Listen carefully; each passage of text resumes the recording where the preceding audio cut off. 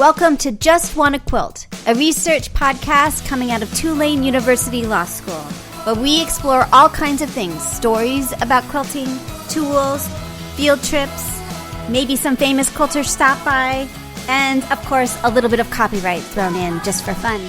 This is Elizabeth Townsend Guard, your host, and I'm a law professor at Tulane University Law School and a faculty fellow at the A.B. Friedman School of Business at Tulane. And I just want to quilt.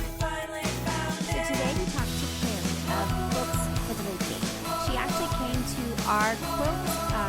So that's super cool, and it's on her webpage.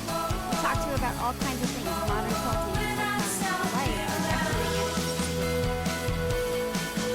My name is Kari Vojtechovsky, and I'm calling from Denver, Colorado. Awesome. And tell me your first memory of someone sewing or quilting in your life. So I have a vague memory of knowing that my mother knew how to sew, but that was never really a big part of her life. And also my grandmother used to make custom drapes for people as a side job, but I was never present when she was doing that. So I was aware of people, sewing around me growing up, but it wasn't really something I remember too much. But I started quilting when I'm a graphic designer. And when I say my graphic design career and my quilting career are threaded together, it's very, very true, because right out of school, I got my Bachelor of Fine Arts in graphic design, and I got a short gig at Meredith Corporation, which owns American Patchwork and Quilting and Quilts and More, and they needed a junior designer to help them with a special publication they were working on in their quilting division. Oh, interesting. I knew nothing about quilting. I had sewn my requisite middle school gym shorts during home ec because we still have home ec, but that was my experience. But at the urging of the editor there, her name was Heidi Kaizen, or is Heidi Kaizen. She was the editor at that time. And she said, we have all these sewing machines here. Why don't you take one home and play around with it?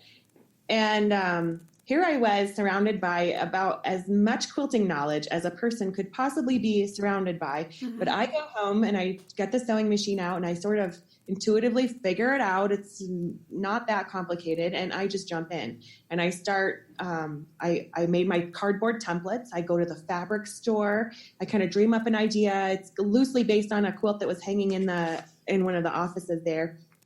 And I come back to work a couple days later and say, Heidi, I'm quilting. I'm doing it. Uh-huh. And she said, okay, what, tell me about it. And she very patiently and very quickly told me, you need to learn about what is a rotary cutter. People don't use cardboard templates. Uh-huh. But it was just wonderful. And so then I was hooked. So that's really how I got my start quilting, was kind of serendipity because of being on this project. Very briefly, I was just a contractor. I wasn't there very long, but it worked out. And then I've had the bug ever since then. So that's my quilting. And now my mother quilts, but it was after I started. That's and really I did have an antique quilt that was handed down to me by my mother's mother, but it was something she just really liked and had bought at an auction. So it's a gorgeous dresser plate. So obviously she appreciated it, but we're not, no one in my family, we don't have a history of it in my family. Interesting. Very interesting. So tell me a little bit about, were you always, so tell me a little bit about your degree. I'm curious, where did you go to school? I went to school at Iowa State University, and they have a really great graphic design program. Their design school is really good at more technical design fields like architecture, landscape architecture, interior design, and graphic design are all really great programs. They have studio arts too, but mine was in graphic design, and it's a competitive program to get into. At the time that I applied, you went through your first year of coursework, and then based on that, you have a portfolio that you put up in the hallway. And I recall pulling a couple all-nighters to make sure everything was just right. It's very cool. Based on your GPA, it's like 50% your GPA and 40% portfolio review and 10% this essay that you have to write. And so based on this, they accept you are not into the graphic design program. That's really scary to have to put your stuff out there like that. Did it seem judged like harshly because by everybody, right? Like everybody and anonymously to a point because I'm there setting it up and people are starting to review and we're not able to interact with what would become my professors, but of graphic design, but we're critiquing the work and reading everything. And less than 50% of the people who go through the portfolio review process get in. Wow. So it was a little stressful, nervous opening that envelope that came in the middle of the summer after my freshman year and having, it felt good to have gotten in because I know of some very wonderful and qualified artists who have not gotten in. So anyways, it's a good program. And so if anyone's interested in graphic design, look at it. And for people who don't know what that means, what is graphic design? So it's designing things that are visual. So it communicates usually for a client. It's not just fine art. Like I'm not just making things for no reason. So it would be like a logo you see, print advertising, website design and ads, and magazine layout, book layout. And this is like, I would have to say that this is like the essence of what we're doing in this world, and particularly with quilters, but in everyone. Like this is a very important part of our world, this sort of aesthetic look of everything, right? Right. Branding, good or bad, it says something. It communicates. It's a visual communication. So I'm trained in everything from how to set up the artwork, because that's its own field. And there are people who specialize in just that, but also the creative thinking process of how to visually represent sometimes very abstract ideas and for a client and on a deadline. And, it's fun. It's a lot of fun, but that's definitely one of the reasons I need quilting too, is because when I'm a graphic designer, I do things for my clients and it's what suits them best. And it's really important to be a good listener. So I deliver solutions that really work for what their needs are. But with quilting, I get to do what I feel like for the most part. So it's fun. It's an outlet that's really, really fun. And then do you still have clients now, or sort of what is your life like now? Right now, I'm quite busy raising little kids. Yes. And so I freelance part-time and I'm with my kids. I have 3 kids. They're all in elementary school or younger. And so it's just kind of intensive making sure they're where they need to be and at home after school and everything. And I adore being able to have that flexibility in my life. So I take care of them a lot, and I also quilt a lot, and I also freelance a lot for a company called Lucky Spool. Oh, yeah. Tell me about Lucky Spool. And they're a wonderful company. They produce some amazing quilt books. Some of their well-known titles are Walk by Jackie Gehring, which is a straight line quilting book. It's an amazing resource. Yeah. And Noodlehead has a book, which is Anagram. She goes under Noodlehead. That's a really great book that they've had. Savor Each Stitch by Carolyn Friedlander. I can't even list all of them. They're amazing. And I do a lot of illustrations, like step-by-step illustrations. Oh, very cool. For quite a few of their titles. And I have done page layout and design for that's very cool as well too. So very cool. That was another serendipitous kind of thing that has happened. So yeah, if I can dive into the history of how I became to know Lucky Spool, it was because I belong to a couple of local modern quilt guilds, and I was giving a lecture at one of them at the Front Range Modern Quilt Guild. I was giving a lecture on color theory for quilters. Very cool. And I spent a great deal of time preparing the lecture, and it was delivered by PowerPoint because I needed to have lots and lots of visual examples. Mm-hmm. And so I gave my presentation, and it just so happened at that time, Suzanne Woods, who is the founder of Lucky Spool and owner of Lucky Spool, she was living in Colorado at that time, and she attended that meeting. It's the only meeting she attended. But afterwards, she contacted me and said, we are putting together her flagship book of the Essential Guide to Modern Quilt Making. Would you be a contributor? And of course, my head just wanted to explode because I had thought about publishing patterns and getting more into quilting because it's been a passion of mine, but hadn't really taken a leap. And so I was all on board. And so I was a contributor to that book for her. and then have just, as time allowed, tried publishing other thoughts on color theory and Very quilt cool. patterns, some of them self-released, some of them through magazines and books. And I love that. I kind of took advantage of that situation too, because we met for coffee one day to talk about things, and I brought my graphic design portfolio along with me and thought, hey, I don't know what you need, but I'm also a graphic designer, and maybe there's something that would work out. And so it has just worked out from there. And Suzanne is wonderful. I love working with her. She's wonderful. So I feel so happy with the blending of quilting and graphic design in my life. Hugely. I'm able to use graphic design to help quilters and do that. And I have a very technical mind. Yeah. So I'm able to help out with regards to the illustrations and occasionally can adjust instruction, give feedback on certain things too. So I'm not quite a technical editor because I'm not as thorough as a technical editor, but I do a lot more than just slapping stuff together. I really understand how a quilt comes together. Right. Because you do it. Yeah, because I do it. And so I love being able to work with them. I adore the team that they put together, the authors we get to work with. It's like amazing to be able to work with all these incredibly talented quilters out there. I love it. And how is Lucky Spool different than, say, C&T Publishing or Schiffer or these other bigger publishing companies?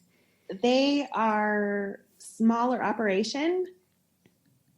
Most of the team is contractors, but that enables they're pretty nimble in the marketplace, and the authors.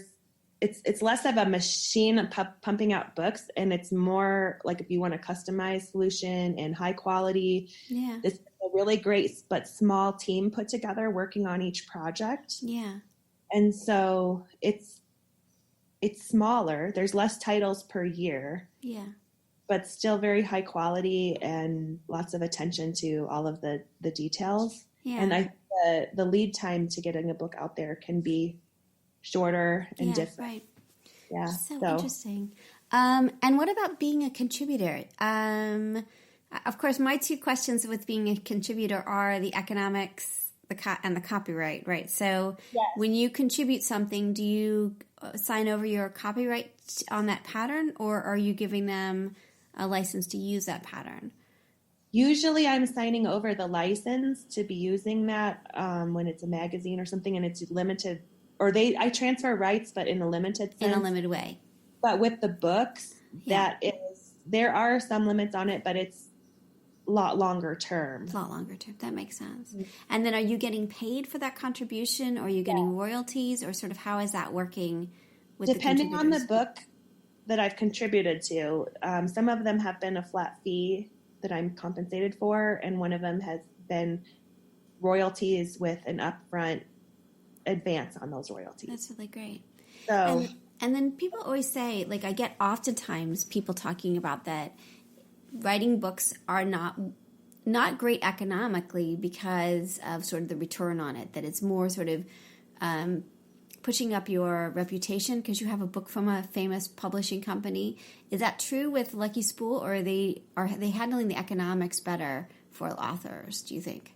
Since I've not published with any other book publishers, I don't have a real behind-the-scenes comparison, but I know they're very fair. Yeah. And it seems comparable to what I have heard from other quilt writers. Yeah. And they do royalty. I mean, when you author a book, it's royalties. And so I don't have authority to answer that. Yeah, no, I understand. Like, I was just curious from your perspective. Was it worth it? I guess maybe let's do it this way. It was worth it to publish there and be part of that, and on the author side of it? Did you find it rewarding and good for you? That's a better way to go. I think, the financial side of it, I don't think anyone is going to get rich off of writing a book.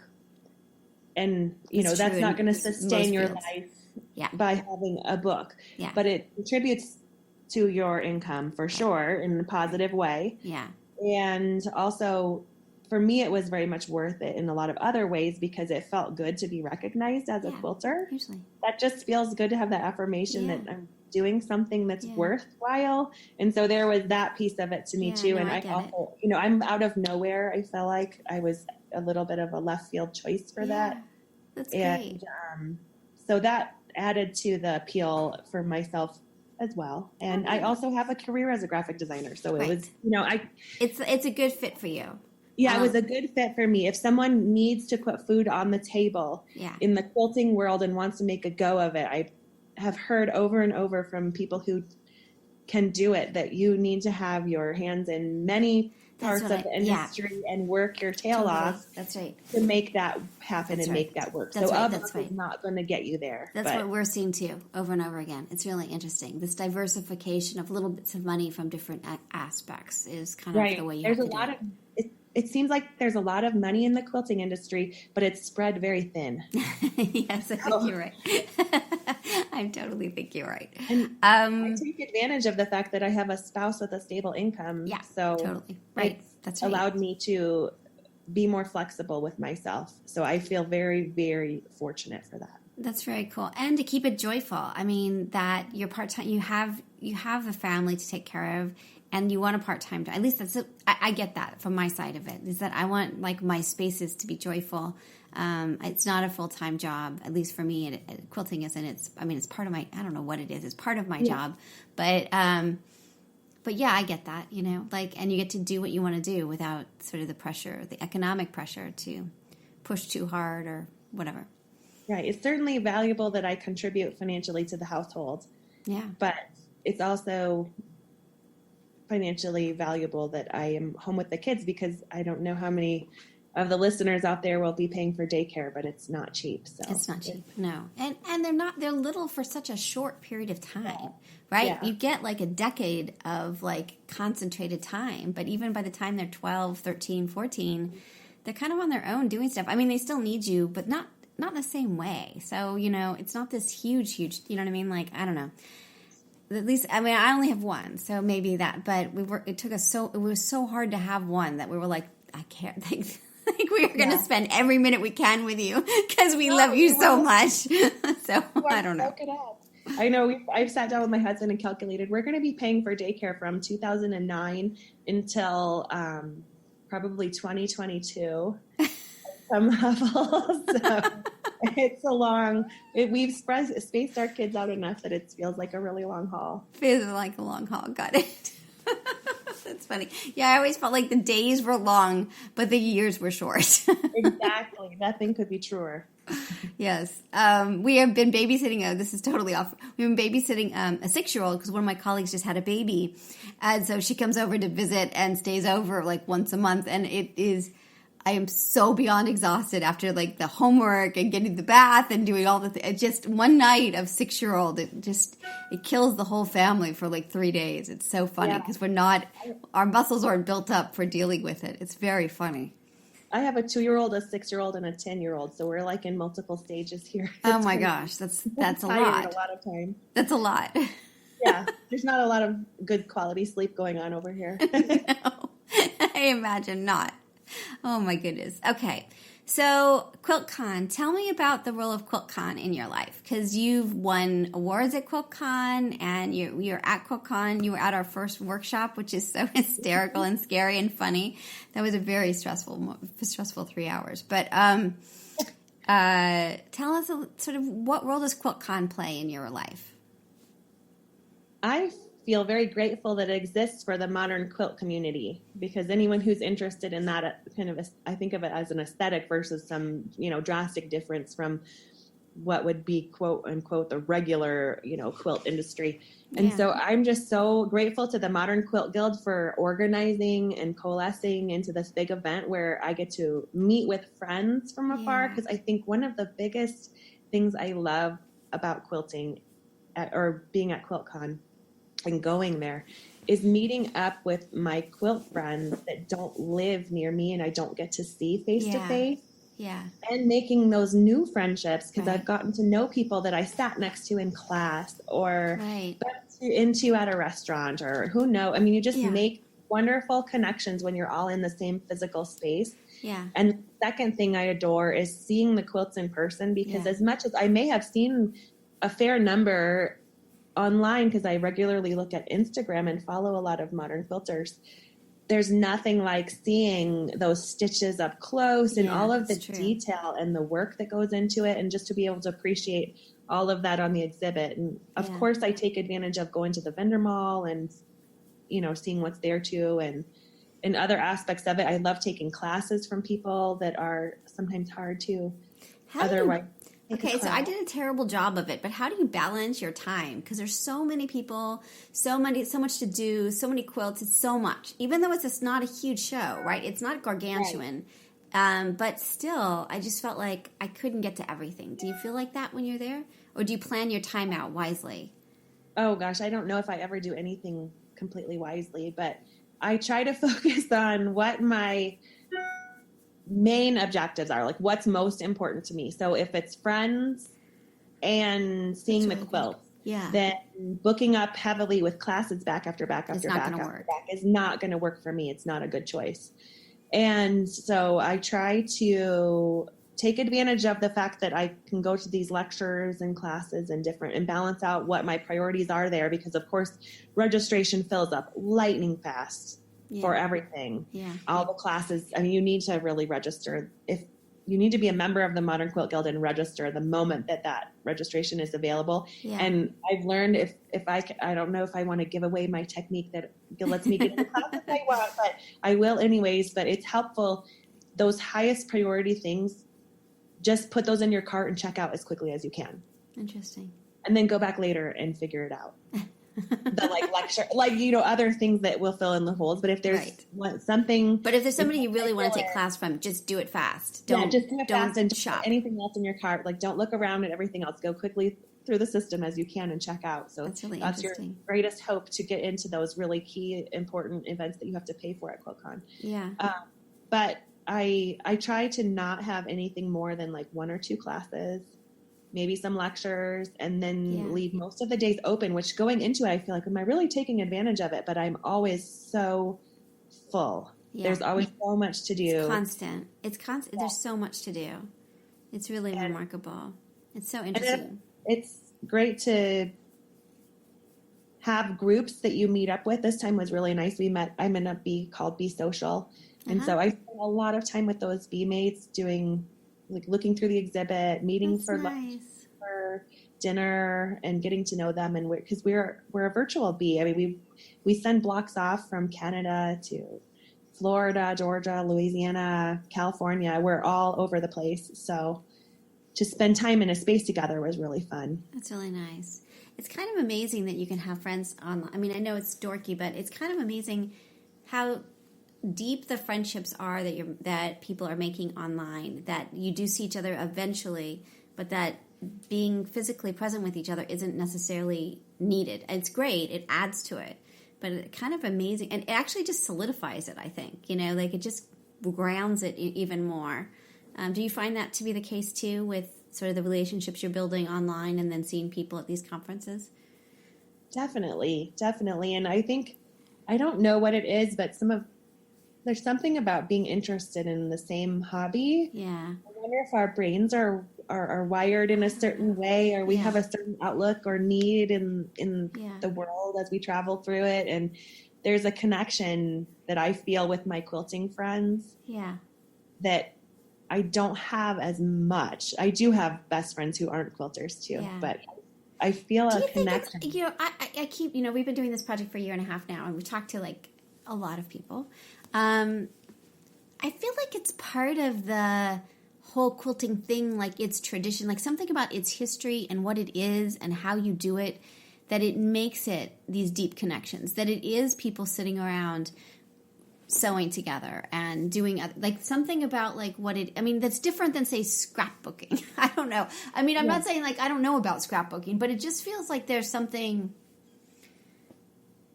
even if you don't, something about its history and how we think about quilting and who we are as quilters, that we do feel like, even if our you and my grandmother didn't quilt either, our quilting grandmothers quilted, there's something there. I don't know. It just feels like it's more than just sewing fabric together, that we all like to sew fabric together, because I think it's more than that, you know? I think most quilters have a deep drive to make a quilt that comes from somewhere, and I don't know where it comes from exactly in myself either, but I think there's a need for it in your life somehow. There's an appeal that comes from somewhere, and it's not because we need to make quilts to keep ourselves warm. No. It's not from that. So I think there's something to it that we must all have this common grain of something in our psyche that, I don't know, it's weird, right? I like to do that, I think, although that takes someone with a lot different specialty and things than I have. So I don't know how to analyze it, but I just know that I feel like I click with other quilters. Me too. And it's across, like, it doesn't really matter what their background. Like, I've interviewed a bunch of people, and I'm like, sometimes now I'm really curious about, like, you know, oh, you're an engineer, oh, whatever. But you could sit with a bunch of people and have no idea what they do at other parts of their lives, and there's a connection there that's like deep and interesting. And then you're like, oh, I'm a CEO of this, or I'm an accountant, or I'm a nurse. And it's like, well, this is so interesting that we all come together on this one thing, you know? It transcends other backgrounds that we have, age, race, economic status, all kinds of other things. It sort of seems to transcend all of that, and it kind of fades away, and we are quilters. Yeah, we are quilters first, right?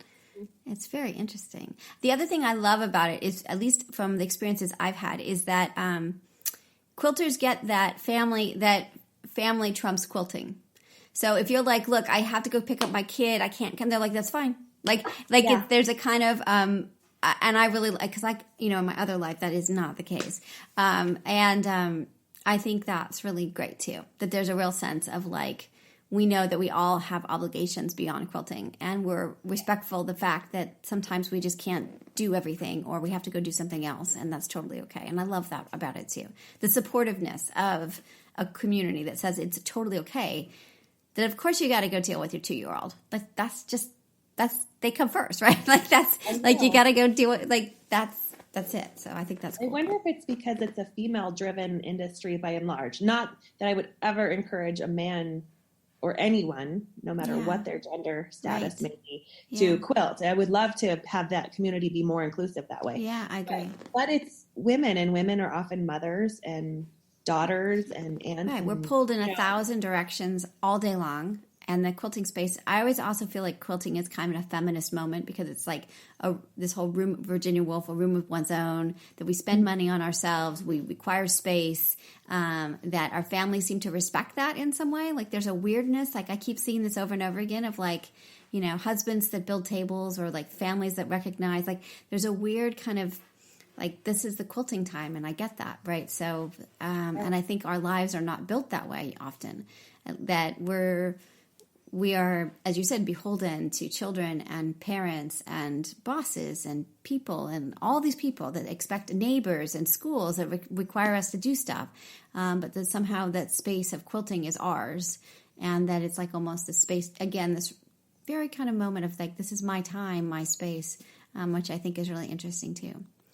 It's really important, I think, for people to have something like that in their lives. Yeah. Whether it be quilting or something else. I think there's lots of studies, and I can't quote anything exactly right now, but I remember reading about the benefits of doing activities like this, where helps your psyche and helps your, even maintaining your mental wits as you age, and there's benefits. It goes deep, I think. It goes deep. And I think it's super, I mean, I don't know about you, but like, when I have a choice between like nap and quilting, there's like a real like which way to go, but I often feel more refreshed after I'm quilting rather than the nap. So I don't know. Yeah, totally. Right? Definitely. I think that is a very tough choice. Yeah. It's a tough choice. It's like the most difficult choice of any day that there is extra time. Nap or quilting? I don't know. But quilting wins out. Okay, well, we are running out of time. So I have 1,000 questions to ask you. Let's ask one or two, and then I want to ask you a little bit about strategies for us. I want to be a little selfish on just a few minutes because you took the copyright workshop, and I'm really curious about what we should be doing next because I think we need some guidance of where we go next. But before that, like you've won awards. You've designed a pattern from Modern Quilt Guild. You are involved in all kinds of things. You sell patterns. You're in magazines, and I'm wondering if your process is different or similar when you start a project. Like if you're doing a project for like how is your creative process different or the same? How does it begin? Does that make sense? Like does it? I'm really curious about that. Where did the spark come from? Well, no. Well, that too. That's. I mean, really, sort of from spark to like, if you're like, okay, I'm gonna like. Do you start out thinking, I'm going to make this for a magazine, or I'm going to make this for like? Are you conscious of your goal of I want to enter this into a show, or are you just creating and it goes where it goes? Does that make sense? Both. Yeah. Both, because okay. I think. I design a lot of quilts and I sketch a lot of quilts out, and some designs sing to me more than others. They have more promise to me. Like I want to make them more deeply than other ones. And that's when it feels right. And then I kind of figure out where its place is usually.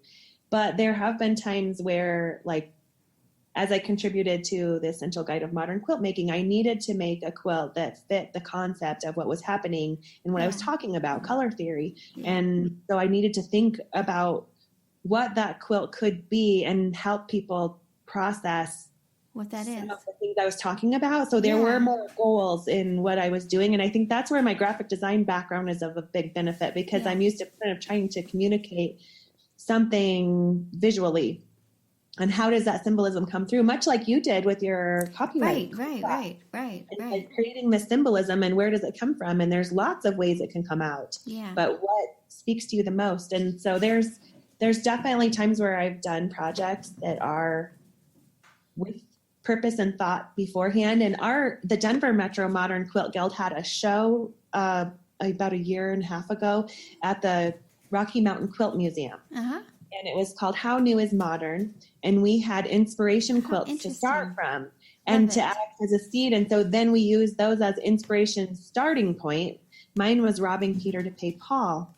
And it was the quilt that was just recently at QuiltCon. Uh-huh. It was in the show, and it looks nothing on its surface like a Robbing Peter to Pay Paul quilt, but that was the spark of an idea. So there's times where it does come from a particular assignment or idea, and sometimes it's like, I really love this fabric and I need to think of a way I can use it. What can I what can I do? So I think my process does not start out in a consistent manner. That's cool. I think that's nice to hear, hugely. And then the other question I have before we turn to what should we do next with this ridiculous project is when you are creating, do you have, like, your stuff is so pretty. I love your stuff. It's so pretty. And I'm really curious where you're starting in terms of fabric. Do you have like a whole bunch of fabric that's like, like when you're creating, what does your fabric palette look like? Like, how are you thinking about fabric? Sometimes I want to use a particular fabric, and so I figure out a way where that can be successful, whether, whatever it is. Mm-hmm. But most of the time, I sketch my ideas out on the computer. I use Adobe Illustrator. Oh, interesting. And I just adjust my palette swatches until I come up with the creation that I feel that I like. And go from there, and then go source fabrics that fit that. And there's always little tweaks in real life because digital representation and the actual fabric, like sometimes a little bit different, right? It's different, but there's always a process where usually I almost always sketch my quilts out on the computer ahead of time, because it allows me to play with possibilities much more quickly than trying to make sample blocks in real life. That makes sense. Although there's a validity to that too. And, not being afraid to fail with your fabric and making bold choices is good too. But that's sort of my process. And then do you have a favorite, you use the fabrics you use are really cool and really cute. Do you feel like you have to have relationships with the fabric companies to use them?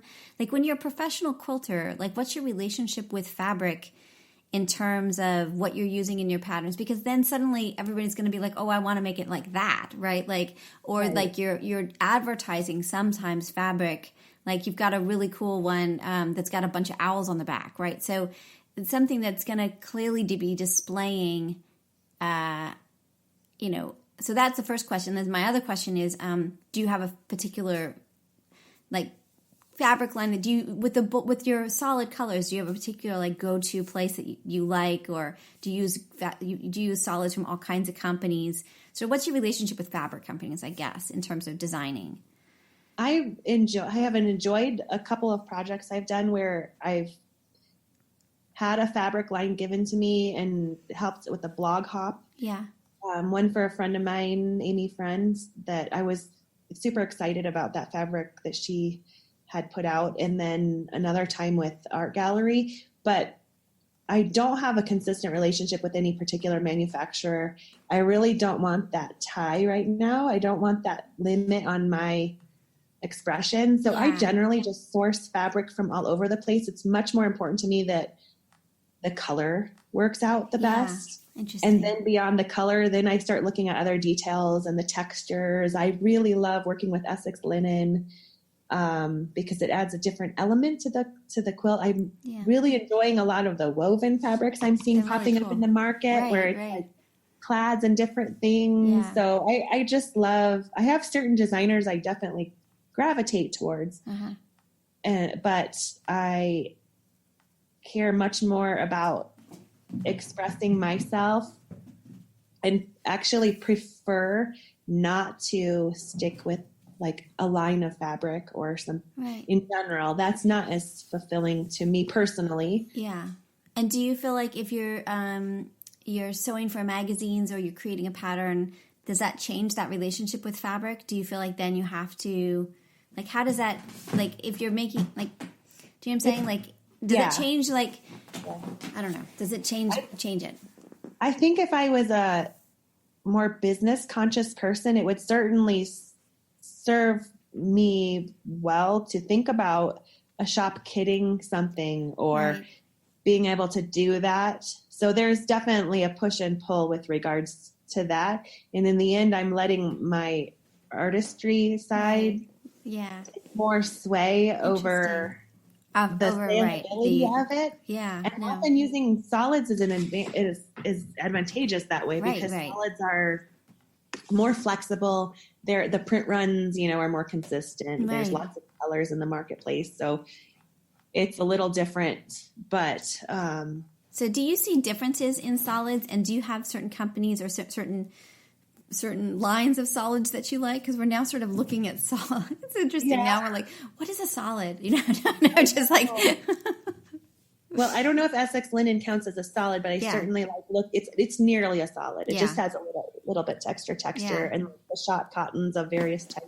I really like incorporating those because they add a kind of this texture, and I think quilters like texture. I mean, we're touching our fabrics. Fabric fun. Yeah. And then otherwise, I really, like I said, the color is the most important. So I'm trying to look for that exactly right hue that I'm trying to get. Yeah. But I really like the hand of the Michael Miller Cotton Couture. Yeah.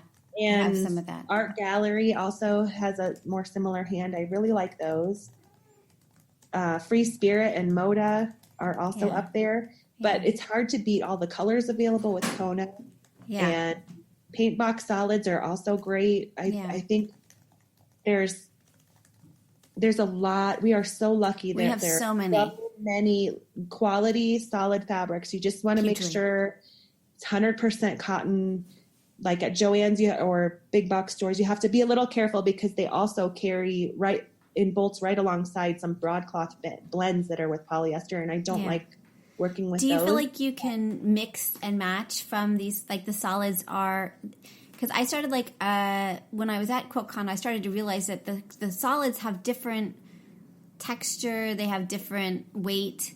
Do you feel like you mix and match them, or do you worry about that, or does that matter to you? You don't care about that part. No, I care about the color. The color. This is good. This is making me feel more confident. I really want to take your color theory class. I think I'm like, so I don't know where you teach it, but I want to go and take it because I think that's what the next step in my development. I really need that because I'm really afraid of everything at the moment, but I think it's color based. So, yeah. Well, I'd love to. Yeah, so you'll have to be around you too. Totally. I really enjoyed your class too. You did? All right. Yeah. So in the last few minutes, okay, so that was a very stressful class. Having taught since for decades, right? That to teach in a quilting class is really different. So I appreciate you taking the class, and you made one of them. It's up on your blog, so that was super great. And I think we're trying to figure out now what the next steps are because we are working on. I think there's 2 ways to go, and I'm curious what your thoughts are. But my stress level is that I know the law really well, and I know what I want to convey, but I feel like I'm just stressed about the package or how to convey that to quilters in the best manner possible. So I'm curious, any thoughts or constructive ideas? One of the thoughts I had is maybe pairing with each chapter with a different designer to help us think through how to convey this so that because I'm not a designer, I'm a law professor. So, I mean, you're making quilts. You have that. That's right. Right. We're working hard on it, but still, I mean, we all bring our talents to quilting in different ways. So I'm just curious what your thoughts are. So the class you took was called the Copyright Workshop, and we made a quilt that helped explain the copyright process, like a color wheel, but for quilting and for copyright, right? I think there's such need for clarification in this area because I feel a lack of information in some circles and a lot of misinformation. Yeah, I agree. So what you're trying to do to offer the quilt community is really important because it will help clear up a lot of things. There's in-depth hurt feelings and very opinionated camps when there gets to be a blow up in the quilting world. Yeah. And it shows you how small our quilting bubbles can be when stuff like that happens, because it seems to echo through lots of different channels when there ends up being a really heated issue of who's on the right on certain issues with regards to original ideas or derivative works, and is it different, like that kind of thing is very touchy subject. So I think it's wonderful. I wish we had more time in your class because I didn't feel like 3 hours was quite long enough. And I have exposure through my graphic design degree because we also had to, as part of our coursework, take a business of graphic design course, which included a quite extensive section on the legal issues that surround graphic design, which are very similar actually. Very similar, right? Hugely. So it was very interesting to hear how little litigation there is around quilts, the quilting industry, that there's just not a lot of legal precedent. I don't know a lot of legal things. So if I say the wrong thing, I think you've got it right on. But there's not a lot of legal precedent setting up real firm boundaries. So there is a lot of gray area, and it comes down a lot to ethics and reputation more than it does some like legal things happening. And being worried about being sued, and there's a lot of threats of suit. I've seen over the time like threats of being sued over something, and it can get quite ugly. And so the class, I love the information being presented. I like the way it was being presented. By and large, I thought the structure was nice. I just wish there was more time to kind of delve a little deeper and I'm pretty quick at sewing, and I felt like I was just barely keeping up. I just was getting, so just a little more, even just breathing room where you're sewing and digesting. Yeah, no, that makes sense. It needs to be a longer class. That makes sense. Yes, and we had a lot of weirdness because the supply list didn't get there. So that was but I mean, luckily we just had extra because I was afraid that someone might not come, but we worked it out. So we all had to be very flexible because of the supply list. Right? It was kind of let's just jump in and try to make this work. And I think the comfort level with that was different. But when you're teaching otherwise, you have more control. You would be able to make sure that everybody shows up with the requisite materials instead of That's just right. our person showing up. And what about the format? So we've been thinking about so there's different aspects of copyright. That was sort of basic training, right? Like kind of an overview. Right. But there's like specific other things that are more like really understanding fair use or really understanding the public domain.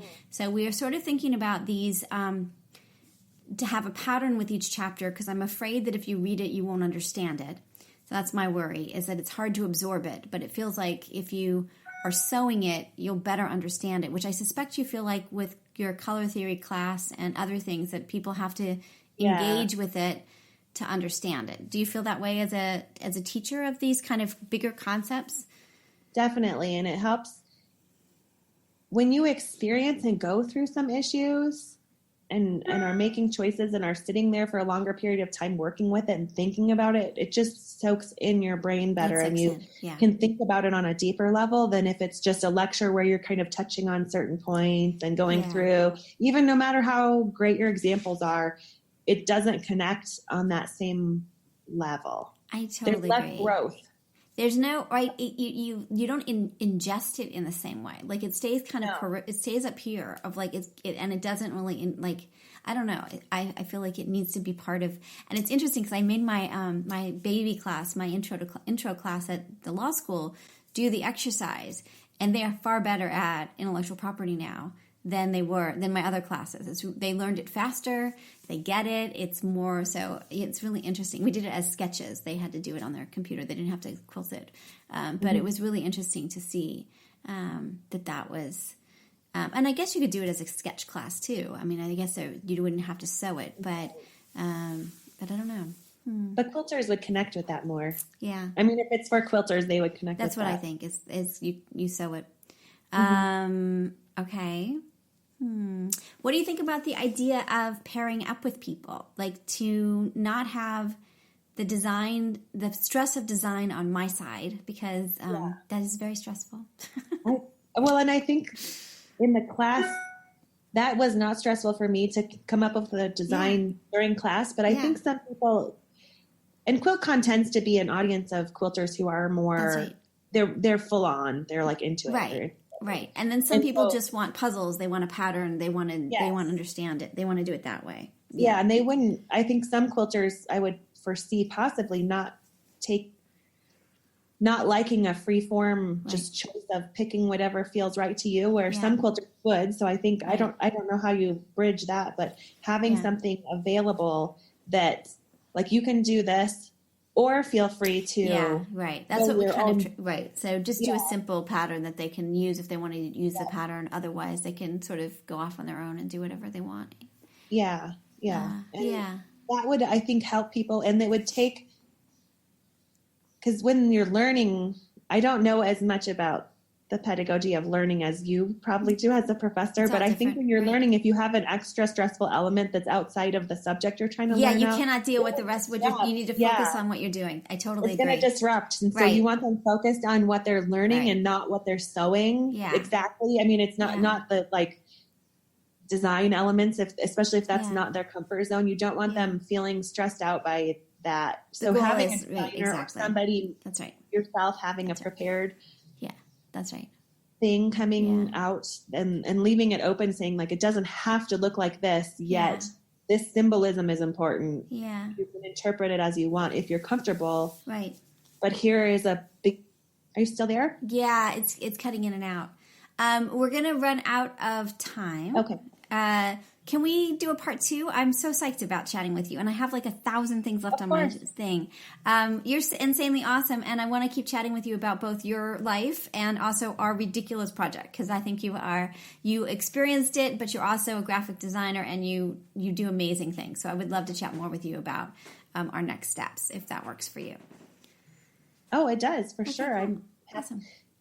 I talk too much, and I'm happy to chat anytime. Fantastic. Awesome. I love it. Thanks for chatting. I'm really psyched. I can't wait to keep going.